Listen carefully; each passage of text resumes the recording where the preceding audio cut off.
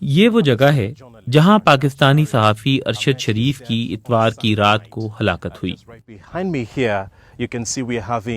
میرے بالکل پیچھے آپ دیکھ سکتے ہیں کہ ڈیٹیکٹیوز یا کینیا کی کرمنل انویسٹیگیشن کے ہومسائیڈ ڈپارٹمنٹ کی ٹیم اتوار کی رات کو تقریباً 10 بجے ہونے والے اس واقعے کی تفتیش کر رہی ہے۔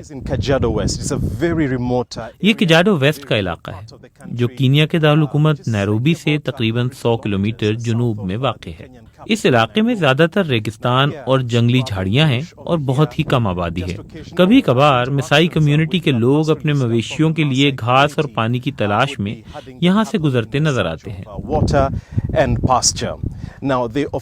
ابھی تک آفیشیل پولیس سٹیٹمنٹ کے مطابق جس گاڑی میں ارشد شریف سفر کر رہے تھے وہ پولیس چیک پوائنٹ پر نہیں رکی تھی۔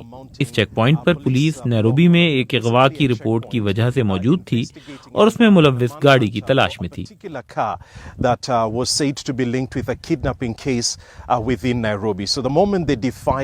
پولیس نے شک کی بنیاد پر جب ارشد شریف کی گاڑی کو روکنے کا حکم دیا تو ان کی گاڑی نہیں رکی، جس پر پولیس نے ان پر فائرنگ کی۔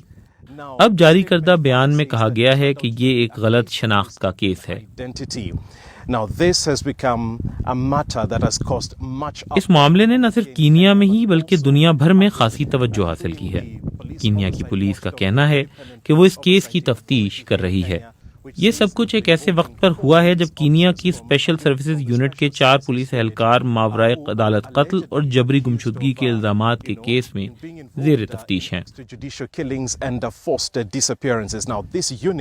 کینیا کے نئے صدر ولیم روٹو نے اپنی پہلی تقریر میں اس یونٹ کو ختم کرنے کا اعلان کیا تھا، کیونکہ اطلاعات کے مطابق اس یونٹ پر انسانی حقوق کی خلاف ورزی کے الزامات ہیں۔